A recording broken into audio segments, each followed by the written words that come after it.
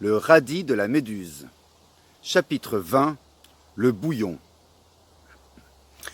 Eh bien, nous voici à nouveau réunis autour de la balance de la justice sur laquelle, je vous le rappelle, s'affrontent Jordan le salsifis et Jean l'asperge. Le témoignage de Tony ayant sérieusement compromis Heidi, celle-ci s'apprête à assurer elle-même sa défense. Mais voici qu'elle prend la parole. Je l'ai torturé. Et lui, a-t-il gémi de ma douleur? A-t-il tourné son bulbe vers moi? Lui ai-je arraché des gouttes de vinaigrette? A-t-il eu pitié de son amante? Rien n'y a fait, ni douceur, ni violence. On ne peut se fier à rien. Il gisait dans une galerie de taupes, et j'ai envoyé une expédition le récupérer. Il était pris entre un horrible ver plat, tête de marteau, et une courtilière géante. Et c'est par mes soins qu'il s'en est tiré. Il était cueilli, je l'ai recueilli. Dans ma démence, j'ai voulu partager ma butte avec lui. Sa copine, sans moi, était perdue. Je l'ai sauvé de la mort. Hélas, la fureur me dessèche et mes feuilles. Voilà qu'on m'accuse d'être tyrannique. Voilà qu'on me dit que je ne respecte pas le droit des légumes. Voilà qu'on me rend responsable de la pénurie de crottins de cheval. Vous devriez avoir honte. Quant à toi, Tony, je ne te retiens plus, je n'ai rien à te dire. Va, retrouve ton greffon tant désiré. Fais ta vie avec lui, cela ne me dérange pas. Pour moi, j'espère que tu épuiseras tous les supplices de la dessiccation en répétant le nom d'Heidi. Absente, je serai pourtant là. Et lorsque la nervation noire m'aura pourri jusqu'au trognon, partout où tu iras, les relents de ma décomposition t'envelopperont. Misérable, tu paieras ton crime, et la nouvelle en viendra jusqu'à moi dans le potal lâché. À ces mots, arrachant un flagelle des radicelles d'un salsifis, elle fouetta Tony, qui tomba à la renverse sur le plateau où se tenait Jean, le plaquant au sol. Mais Jordan était sur ses gardes. Il bondit par-dessus bord et ses compagnons le reçurent dans une feuille de salade. Puis, avec la rapidité d'un nuage de moucherons, ils se jetèrent tous ensemble sur Tony. Les gardes chargèrent, tous les salsifis leur emboîtèrent la racine, les 1000 pattes en profitèrent pour régler un différend avec le cassis, les araignées et les perce-oreilles en vinrent aux pattes. Une énorme mêlée se forma dans la confusion la plus totale. Chacun appelle son camarade. Les flagelles de tétard claquent dans tous les sens. Les salsifis se contorsionnent, des fils d'araignées jaillissent d'on ne sait où. Tony voit toute sa vie défiler en une seconde. Il cherche à fuir, il cherche à rester, il voudrait se cacher.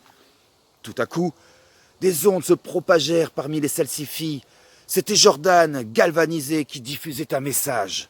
« À quoi sert un procès ?» émettait-il. « Pourquoi demander justice si tout est truqué dès le départ ?» Heidi était enfin à notre merci, et voilà qu'elle nous échappe par une de ces ratatouilles dont elle a le secret.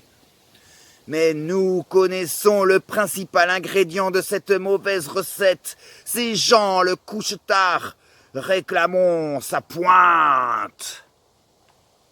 Cette revendication, d'abord faiblement retransmise, circula peu à peu parmi les salsifis en prenant de l'ampleur. Les filandres se mirent à frissonner de férocité, les racines se tendirent, menaçantes. Cependant, les araignées avaient pris fait et cause pour les perce-oreilles, attaquées à la fois par le cassis et par les 1000 pattes. Jean, qui s'était rapproché d'Heidi, demanda la permission de se retirer. « Ce n'est pas la peine, dit Heidi, tu ne risques rien. » Elle rappela sa garde et lui ordonna de disperser les légumes. Les gardes se mirent en rang d'oignons et commencèrent à avancer, mais leur progression fut entravée par la multitude qui paraissait décidée à accomplir un acte juteux. Les ruminations étaient de plus en plus nombreuses, comme pousse-tard, pousse au crime, stupre vert. Bientôt, elles se firent murmures, puis grondements au fur et à mesure qu'elles étaient reprises par les autres légumes, les fruits, les insectes. Les fraises des bois elles-mêmes, pourtant toujours fourrées chez Jean, se mirent à lui jeter l'opprobre. Soudain, une capsule de bière écrasée vola et atterrit à 2 fans d'Heidi, sectionnant son garde préféré comme un fatal shuriken. Le malheureux tourna ses filandres disjoints vers sa maîtresse et mourut. Les fruits et les légumes poussèrent de grands cris et se rapprochèrent encore davantage. Leur intention n'était que trop manifeste. Ils se massaient surtout du côté où se trouvait la victime qu'ils s'étaient désignée. « Bon, il faut que j'y aille, dit Jean. » Trop tard. Il était encerclé par un potager houleux, comme l'océan tourmenté, un jour de tempête quand le drapeau est rouge. Cette multitude, dont les moindres parties paraissaient en mouvement, était mue par une seule impulsion, celle qui poussait Jordan et ses sbires directement vers l'endroit où Jean, bien que sous la protection d'Heidi, tremblait des racines à la pointe. « Qu'on appelle Indiana !» cria Heidi, qui commençait à perdre contenance. Les gardes s'efforcèrent d'obéir, mais déjà, ils étaient mélangés avec d'autres légumes. Leur motivation fondait comme une gelée au soleil. Ils essayèrent de charger pour la forme, mais une grêle de petits pois brisa net leur élan. Finalement, ils retournèrent leur rhizoderme et se mêlèrent au concert des revendications. Le murmure étouffé d'un petit nombre était devenu la clameur de tous. « Livre-le-nous » lançait-on à Heidi. « Nous voulons la voir !» Et ce disant, chacun tentait de s'approcher de Jean, sauf les perce-oreilles qui couraient derrière un cloporte. Les salsifis grouillaient comme des chenilles autour d'une poire. Le cœur d'Heidi pâlit considérablement. Elle tâcha de s'interposer, ce fut en vain. Les salsifis l'écartèrent avec calme, avec respect même, en prenant soin de ne pas froisser le peu de feuilles qui lui restaient. Cette tranquillité rendait la vengeance d'autant plus terrifiante qu'elle était la marque d'une froide résolution. Oh, attendez, implora Jean, vous vous trompez de nuisible, là !» Avec des couinements semblables à ceux qu'auraient poussé 1000 scarabées, il fut saisi et arraché à la protection du chou. Il emporta dans ses radicelles une feuille d'Heidi à laquelle il s'était vainement accroché, et dans l'impuissance du désespoir, il la brandissait pour s'en former un inutile bouclier. Les couinements cessèrent un moment, tandis qu'ils se faisaient palper par des racines avides. Ils recommencèrent bientôt, et avec eux, le juteux sacrifice. Le malheureux Jean fut précipité à terre, piétiné, puis relevé, projeté dans les airs, lancé de tige à tige, de sévice en sévice. Qui lui émoussait la pointe, qui lui bottait le talon, qui lui arrachait une épluchure, qui l'aspergeait de sauce hollandaise. L'asperge hurlait, ondulait en vain, couverte de jus, brisée en 10 endroits, noircie par la boue, meurtrie par les pois. Elle luttait en geignant au milieu des légumes féroces, jusqu'à ce qu'un grand cri s'éleva, qui fit espérer qu'une scène aussi horrible pour les légumes, conteuse pour le carré des salsifis, prendrait bientôt fin. C'étaient les poireaux qui rentraient de la guerre, Malabar en tête.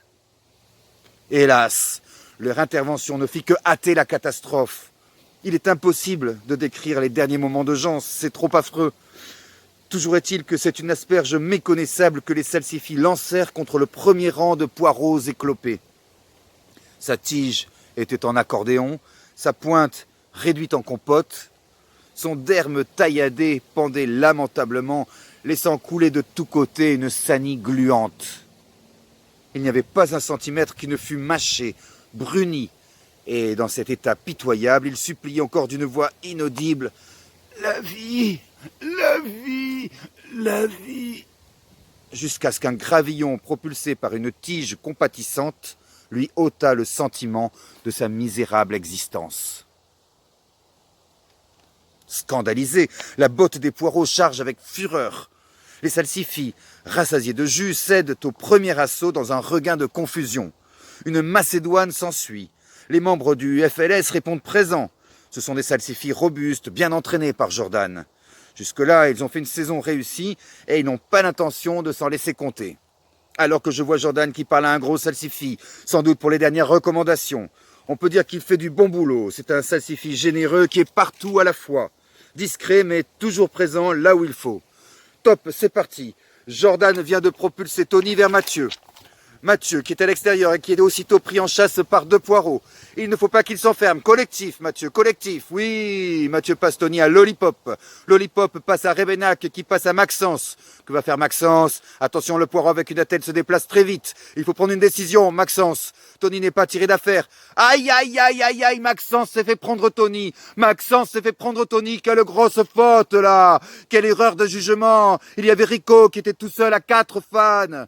Splendide contre du poireau avec des sparadraps. Et c'est la contre-attaque. Non, Jordan lui arrache Tony des feuilles. Que c'est beau, oh là là. Les poireaux se demandent ce qui leur tombe sur le bulbe.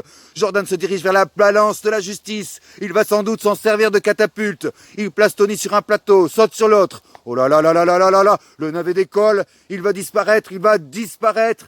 Il a disparu. Jordan a expulsé Tony du carré des salsifis. Les poireaux bouclent les travées, mais c'est trop tard. Tony a bel et bien disparu dans une galerie de top, suivi de tout le FLS. Que c'est bien joué, ça. Quelle démonstration tactique. On sent qu'ils ont travaillé, les salsifis. C'est une botte qu'il ne faut surtout pas prendre à la légère. Mais voilà qu'Heidi a enfin réussi à ramener Indiana. La truie nettoie la place de la plus sauvage des manières.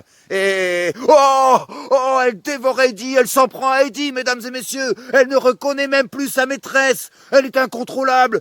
Que de jus, c'est incroyable. Mais on me fait signe qu'il est temps de passer un spot de publicité. Je libère les ondes. Voilà, c'était les salsifis contre les poireaux dans le potager, après le lynchage d'une asperge. Et je vous rappelle que les salsifis ont dominé la rencontre en faisant évader un navet. Merci d'être restés avec nous et bonne floraison à tous.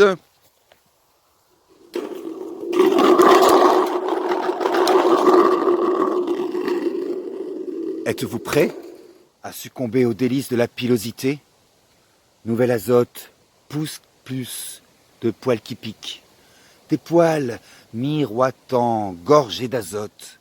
Votre peau se couvre de poils irrésistibles, comme ceux des kiwis pulpeux.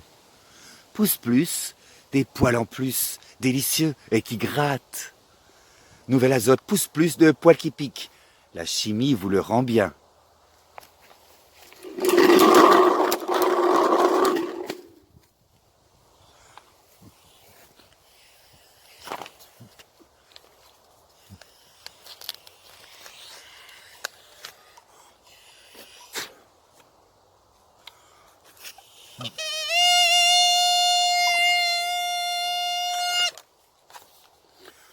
Flash spécial d'information. Bonjour. Nous apprenons à l'instant l'évasion de Tony du procès où il était appelé à comparaître dans l'affaire qui oppose Jordan à Heidi. Cette évasion a été organisée par le plaignant et réalisée par les membres du FLS. Le plan antenne d'escargot est déclenché. Les poireaux de retour de la guerre ont bouclé le carré des salsifis jusqu'à nouvel ordre. La tige de Jordan est mise à prix. Sa capture, frais ou sec, sera récompensée par un gros morceau de crottin de cheval. Attention, ce salsifis est dangereux. Restez au sommet de votre but. Ne laissez pas sortir les pouces. Nous vous tiendrons au courant de l'évolution de la situation dès que nous aurons de plus amples informations. En attendant, ne cédez pas à la panique. Malabar, le mal nommé, a la situation en feuille.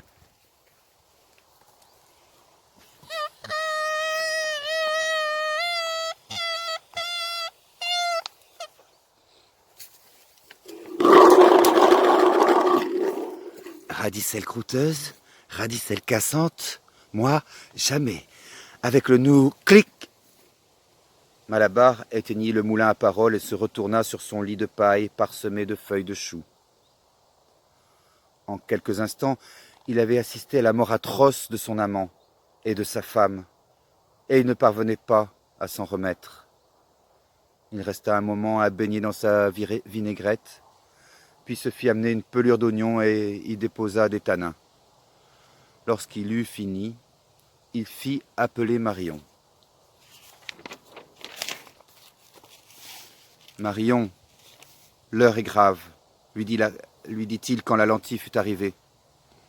Ce traître de Jordan a pris la fuite et se dirige vraisemblablement vers l'île aux fagots qui s'est soulevée. Porte cette pelure à Philippine, qu'elle l'intercepte. Je lui donnerai ce qu'elle veut, azote, nitrate, ammoniac, calcium et même du crottin de cheval, en échange de ce seul légume.